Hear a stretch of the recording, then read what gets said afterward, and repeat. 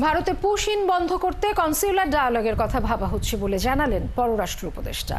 বিকেলে নিজ মন্ত্রণালয়ে সাংবাদিকদের সঙ্গে আলাপকালে একথা জানান তিনি। বলেন, সীমান্ত হত্যার বিষয়ে সরকারের কঠোর অবস্থানের পরিবর্তন হয়নি। এছাড়া মানবতা বিরোধী অপরাধে অভিযুক্ত শেখ হাসিনাকে ফিরিয়ে আনতে দিল্লিকে আবারও আনুষ্ঠানিক চিঠি দেবে পররাষ্ট্র মন্ত্রণালয়। রিপোর্ট করছেন সুফিয়ান ফারাবি। ভারত থেকে বাংলাদেশে জোরপূর্বক পুশিনের ঘটনা বাড়ছে, আর সীমান্ত হত্যা আবারও আগের চেহারায় ফিরেছে। জুনের শুরুতেও কুলাউড়া সীমান্তে বিএসএফের গুলিতে তরুণ প্রদীপ নামক এক যুবকের মৃত্যু হয়। এসব প্রসঙ্গ নিয়ে সাংবাদিকদের মুখোমুখি হন পররাষ্ট্র উপদেষ্টা তৌহিদ হোসেন। জানান, শক্তি দিয়ে পুশিন ঠেকানো সম্ভব না হলেও কূটনৈতিক প্রচেষ্টা অব্যাহত রয়েছে। ফিজিক্যালি ঠেকানোর মতো তো সম্ভব না আসলে। এটা নিয়ে ভারতের সাথে আমাদের চিঠি আদান প্রদান হচ্ছে।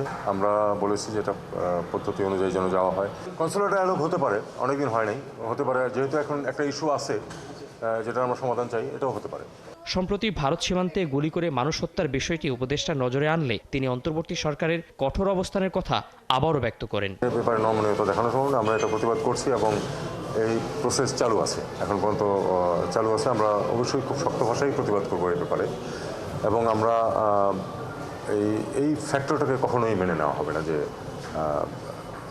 গুলি করে মানুষ মেরে ফেলা হবে সীমান্তে, কারণ এটা পৃথিবীর আর কোনো সীমান্তে নেই। শেখ হাসিনাকে ফিরিয়ে আনতে গত ডিসেম্বরে দিল্লিকে আনুষ্ঠানিক চিঠি দেয় ঢাকা, যার কোনো উত্তর মেলেনি। উপদেষ্টা জানান, চিঠি দিয়ে দিল্লিকে বিষয়টি আবারও মনে করিয়ে দেয়া হবে। শেখ হাসিনার ব্যাপারে আমরা যেটুকু জানিয়েছি সেটা কোনো রিয়াকশন নাই আমাদের কাছে এখন পর্যন্ত। আমরা আজকে অথবা আগামীকাল আরেকটা চিঠিও আমরা দেবো। ভারতের ট্রান্সশিপমেন্ট সুবিধা বাতিলের সিদ্ধান্তকে বাংলাদেশের জন্য স্বনির্ভর হওয়ার সুযোগ মনে করছেন এই উপদেষ্টা। ট্রান্সশিপমেন্ট বাতিলের ব্যাপারে আমি তো যেটা দেখতে পেয়েছি সেটা হলো যে এটা একটা সাপে বর হয়েছে আমাদের, তাদের উপর নির্ভরশীলতাটা কমে গেছে। আমাদের কিন্তু কোনো এক্সপোর্ট তাতে করে ক্ষতিগ্রস্ত হচ্ছে না। সুফিয়ান ফারাবি, ৭১, ঢাকা। দ্রুত বাস্তবায়নযোগ্য সংস্কার কাজগুলো অগাস্টের মধ্যেই শেষ করা হবে। তবে জুলাই চার্টার প্রণয়ন এবং সংবিধান সংস্কারের মতো বিষয়গুলো বিভিন্ন রাজনৈতিক দলের সাথে আলোচনা করে সিদ্ধান্ত নেওয়া হবে। ফৌজদারি কার্যবিধি সংশোধনী অধ্যাদেশ নিয়ে এক আলোচনার পর এসব কথা বলেন আইন উপদেষ্টা ডক্টর আসিফ নজরুল। সুফিয়ান ফারাবির আরেকটি প্রতিবেদন। Code of criminal procedure amendment অর্ডিন্যান্সের খসড়া নিয়ে আলোচনায় যোগ দেন আইন উপদেষ্টা, রাষ্ট্রের প্রধান আইন কর্মকর্তা সহ আইন সংশ্লিষ্ট গুরুত্বপূর্ণ ব্যক্তিবর্গ। উপনিবেশিক আমলের এই সব শাস্তি বা সাজার ব্যবস্থা যে আপনারা বাদ দিয়ে দিচ্ছেন, এই যে উইপিং ফর এক্সাম্পল, এটা যে বাদ দেওয়া হলো, এটা অনেকবার বলা হয়েছে, কেউ করেনি, কেউ পাত্তা দেয়নি। ইটস ট্রু, ব্যবহার করা হয় না, বাট এই শব্দগুলো সরিয়ে ফেলা খুবই দরকার, যেটা এখানে ২ নম্বরে ৩২ ধারায় যে সংশোধনী নিয়ে এসেছেন। প্রাসঙ্গিক কয়েকটা আইন আছে যেগুলোকে সমন্বিতভাবে অ্যামেন্ড করা দরকার বলে মনে করি। তার মধ্যে একটা হচ্ছে police act, prisoners act, prisons act, এবং এই পুলিশের অ্যাক্টের সাথে পিআরবিটা, এবং জেইল কোড। পরে আইন উপদেষ্টা ডক্টর আসিফ নজরুল বলেন, বাস্তবায়নযোগ্য সংস্কারগুলো আগস্টের মধ্যেই শেষ করা হবে।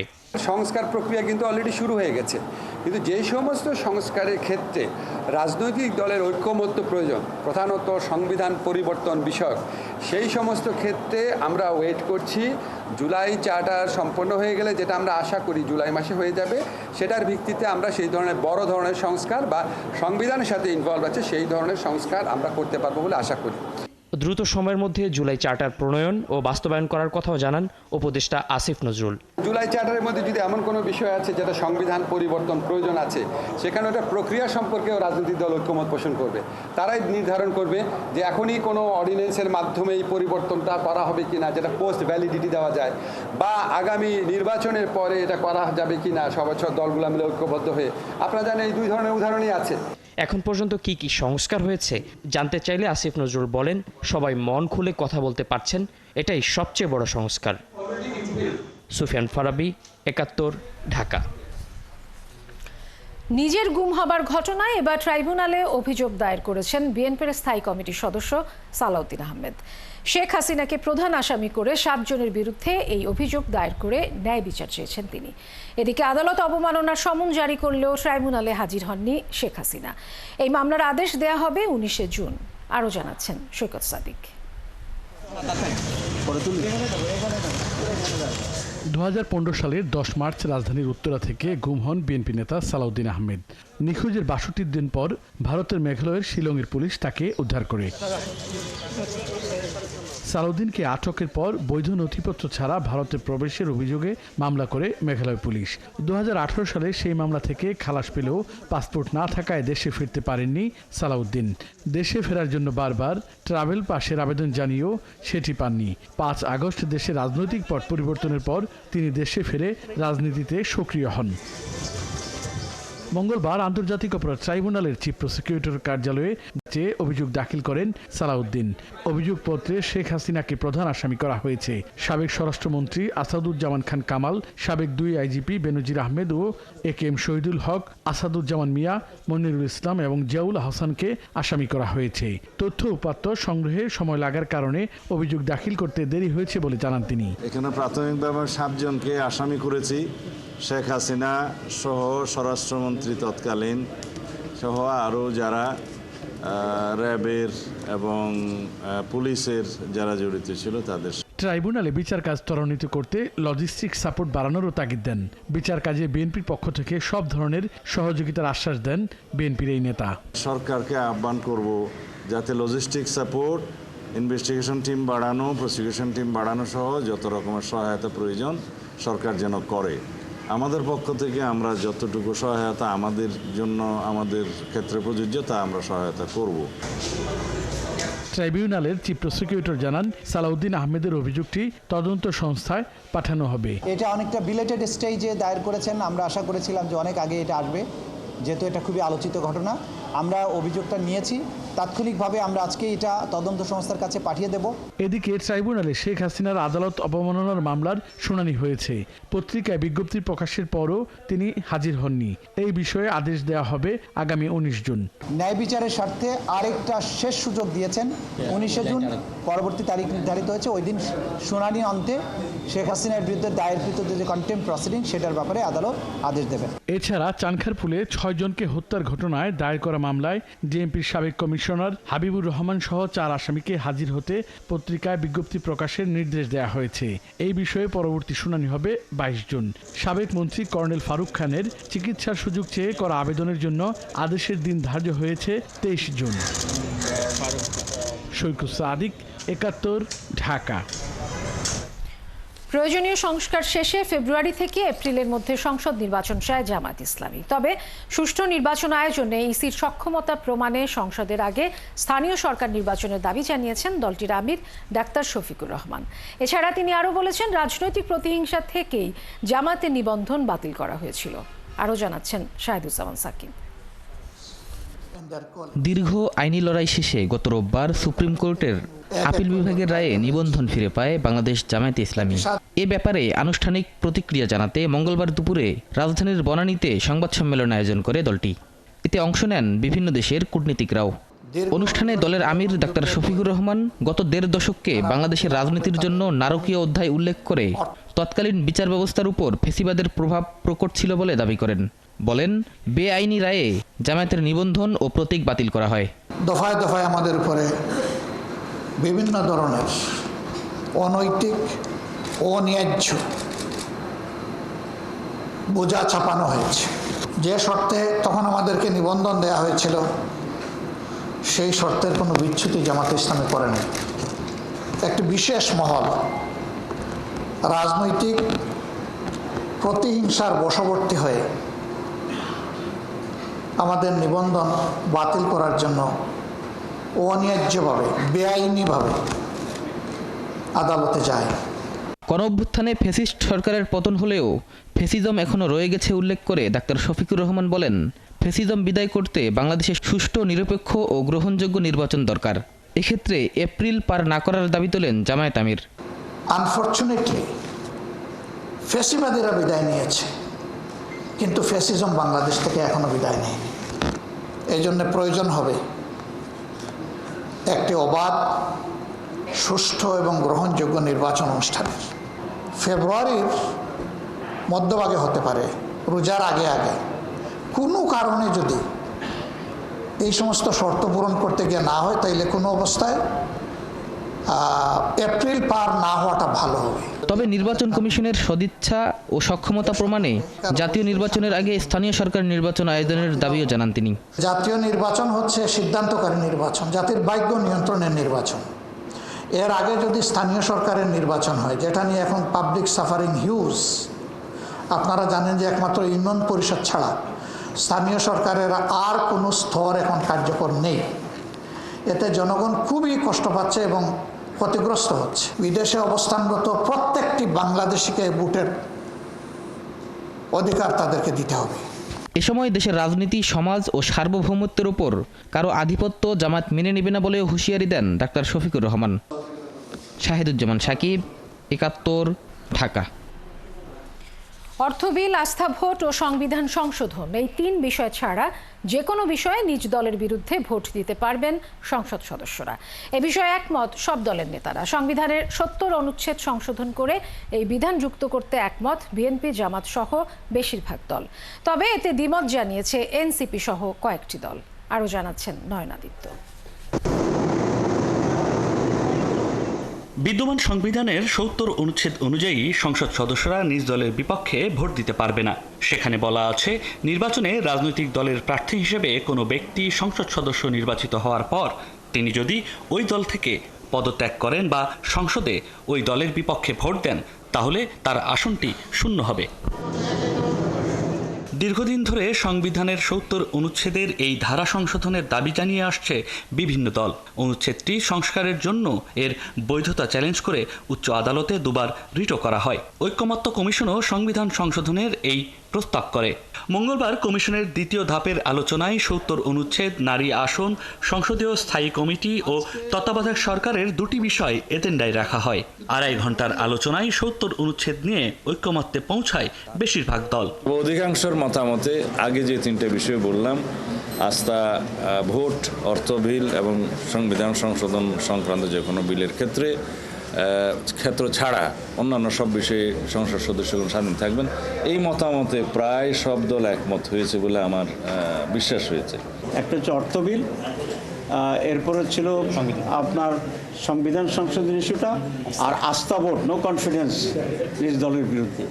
তো আজকে এখন এখানে প্রায় সকল দলগুলো এই বিষয়ে ঐকমত্য পোষণ করেছে। আমরা একটার সাথে তো একমত আছি। আমাদের প্রপোজাল ছিল কনস্টিটিউশন অ্যামেন্ডমেন্টের বিষয়টা, এটাতেও আমরা বলেছি যে আমরা যদি বেশিরভাগ লোকদের একমত থাকে তাহলে আমরা এটাতে ফ্লেক্সিবল থাকবো, যেহেতু আমাদের একটা পার্মানেন্ট পলিসি হচ্ছে জাতীয় ঐক্য গড়তে হলে কিছু না কিছু ছাড় দিতে হবে।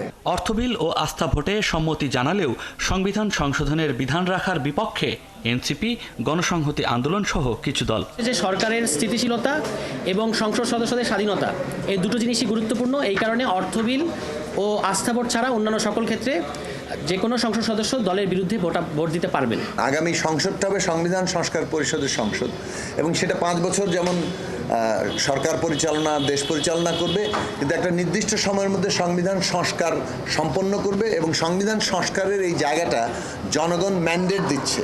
এছাড়া তত্ত্বাবধায়ক সরকারের মেয়াদ 4 মাস ও তাদের অধীনে সংসদ ও স্থানীয় সরকার নির্বাচন চায় এনসিপি।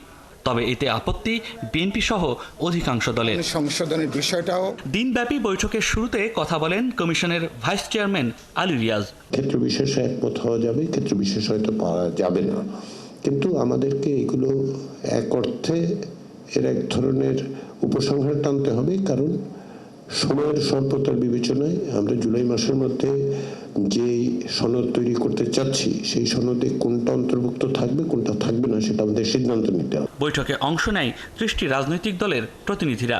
ঈদের পর আবারও শুরু হবে এই বৈঠক। নয়নাদিত্য, ৭১, ঢাকা।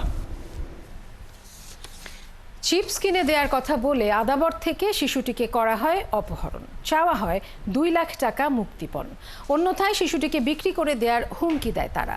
এই ঘটনায় মামলা দায়েরের 12 ঘন্টার মধ্যে 2 অপহরণকারীকে গ্রেপ্তার করেছে র্যাব। উদ্ধার করা হয়েছে শিশুটিকে। র্যাব বলছে, পূর্ব পরিচিত হওয়ার সুযোগ নিয়ে আর্থিক লাভের আশায় শিশুটিকে অপহরণ করা হয়। আরও জানাচ্ছেন নিবিড় সাহা। আমার কলজা দুঃসহ 48 ঘন্টা পর দেখা হলো মা ও তার ছোট্ট নারী ছেঁড়া ধনের।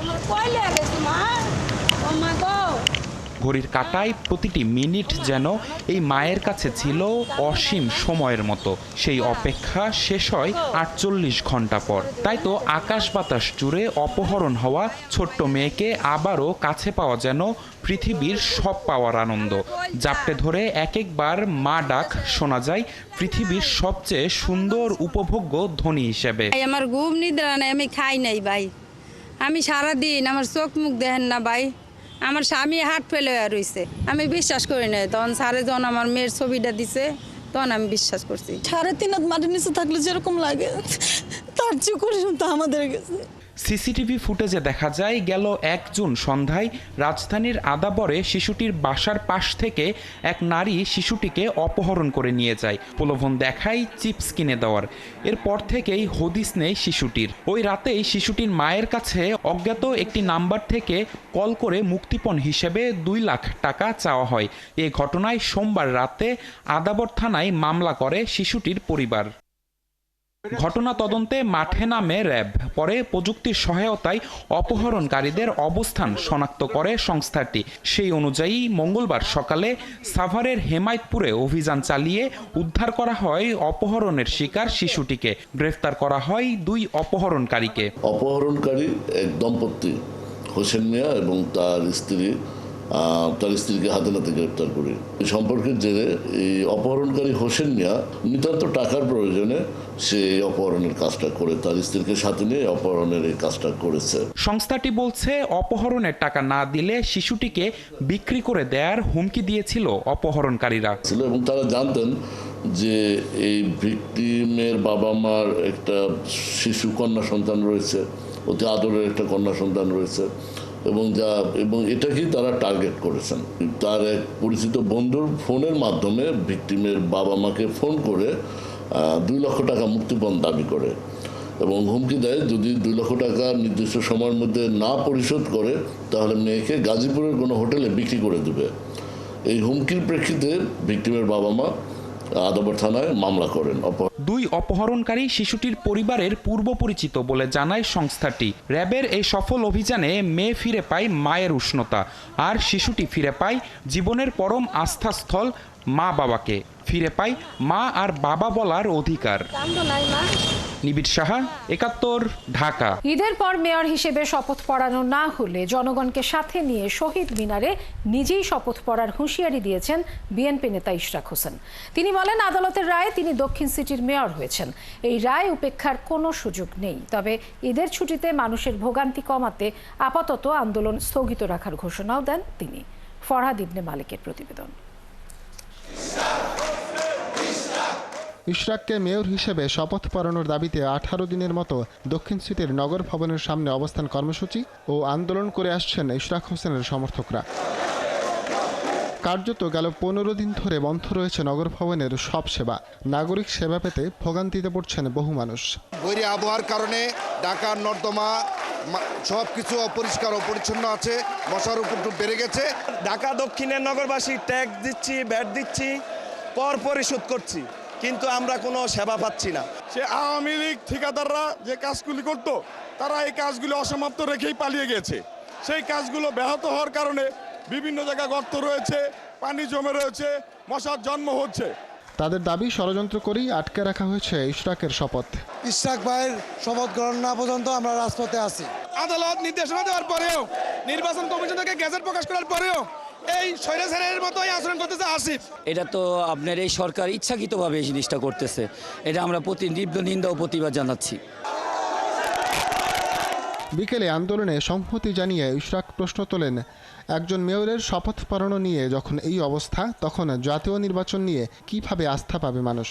ঢাকা দক্ষিণ সিটির একজন মেয়র, একটা খুবই সামান্য পদ, যদি আমরা পুরা বাংলাদেশের প্রশাসনকে এবং বাংলাদেশের স্থানীয় সরকারকে আমলে নিতে চাই, সেটিকে হস্তান্তর করতে, সেটিকে আদালতের সর্বোচ্চ রায়ের পরেও এখনও শপথ পড়ানো নিয়ে তারা টালবাহানা করছে। তারা কিভাবে আগামী দিনে তাদের অধীনে একটা জাতীয় নির্বাচন নিরপেক্ষ সুষ্ঠু সম্পন্ন হতে পারে, সেটা নিয়ে ইতিমধ্যেই জনগণের মাঝে প্রশ্ন দেখা দিয়েছে। ঈদের পর বিষয়টির সমাধান না হলে জনগণকে সাথে নিয়ে শহীদ মিনারে শপথ পড়ার হুঁশিয়ারি দেন ইশরাক। এই সরকারকে এখন বাধ্য হয়ে বলতে হচ্ছে, আপনারা যদি অবিলম্বে শপথ গ্রহণের অনুষ্ঠানের ব্যবস্থা না করেন তাহলে ঢাকা শহরের দক্ষিণের ভোটারদেরকে সাথে নিয়ে আমি নিজেই শপথ করে আমি আমার চেয়ার গ্রহণ করব এবং নগর ভবন কিভাবে চলবে সেটা ঢাকাবাসী নির্ধারণ করবে। কোনো বহিরাগত উপদেষ্টা বা বহিরাগত কোনো প্রশাসক দিয়ে এই নগর ভবন পরিচালনা করতে দেওয়া হবে না, হবে না, হবে না। পরে ঈদ সামনে রেখে আন্দোলন স্থগিতের ঘোষণা দেন ইশরাক। ফরহাদ ইবনে মালিক, ৭১, ঢাকা। বাজেটে নতুন বন্দোবস্তের আকাঙ্ক্ষার পূর্ণ প্রতিফলন ঘটেনি বলে মনে করছে জাতীয় নাগরিক পার্টি এনসিপি।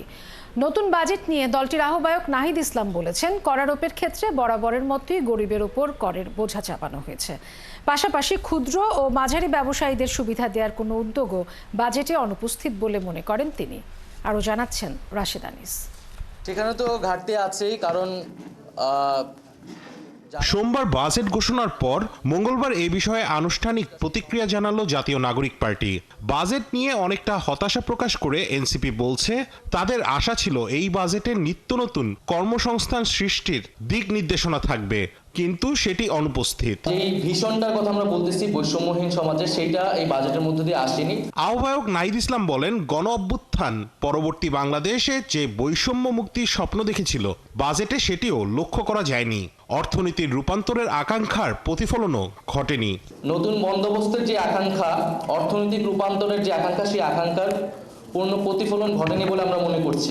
ব্যয় মেটাতে অভ্যন্তরীণ খাত অর্থাৎ ব্যাংক ব্যবস্থার উপর সরকারের যে বরাবরের নির্ভরতা, সেটিরও কোনো পরিবর্তন বাজেটে লক্ষ্য করা যায়নি। পরিবর্তন নেই শিক্ষা বা স্বাস্থ্যের মতো জরুরি সেবা খাতেও। শিক্ষা, স্বাস্থ্য এবং বিজ্ঞান প্রযুক্তি খাতেও তেমন নতুনত্ব নেই, বরং শিক্ষায় ন্যূনতম 2% জিডিপি 2% বরাদ্দ থাকাটা আমরা উচিত বলে মনে করছি এই সময়, সেটা 1.7% হয়েছে। একইভাবে স্বাস্থ্য বা অন্যান্য খাতেও সেই বরাদ্দ বৃদ্ধি হয়নি। করারোপের ক্ষেত্রেও বড় কোনো পরিবর্তন নেই এবারের বাজেটে। দলটি মনে করছে, বরাবরের মতো গরিবের ঘাড়ে করের বোঝা চাপিয়েই অর্থনীতি রক্ষার চেষ্টা দেখা গেছে বাজেটে। শত কোটি টাকার মালিকদের জন্য অতিরিক্ত করারোপ বা তাদের আর্থিক স্বচ্ছতা নিশ্চিতের কোনো ব্যবস্থাও এবারের বাজেটে নিশ্চিত করা হয়নি। আমাদের আকাঙ্ক্ষা ছিল যে ধনী গরিবের যে আয় বৈষম্য, সেই আয় বৈষম্য কমে আসবে, কিন্তু এই বাজেটে আমরা সেই আয় বৈষম্য কমানোর তেমন কার্যকর উদ্যোগ দেখিনি। করদাতার সংখ্যা যেটি পূর্বে ছিল সেটি বিদ্যমান রয়েছে, এবং যে সকল ব্যক্তি বা প্রতিষ্ঠান কর ফাঁকি দেয় তাদেরকে করের আওতায় আনার তেমন কার্যকর পদক্ষেপ আমরা দেখিনি। বড় বড় অর্থে কর ফাঁকি দিচ্ছে, অর্থ লোপাট করছে, তাদের থেকে কিভাবে ট্যাক্সেশন প্রক্রিয়াটা সুন্দর করা যায়, সেই ক্ষেত্রে আমরা কোনো স্ট্র্যাটেজিক কৌশল দেখিনি বর্তমান বাজেটে।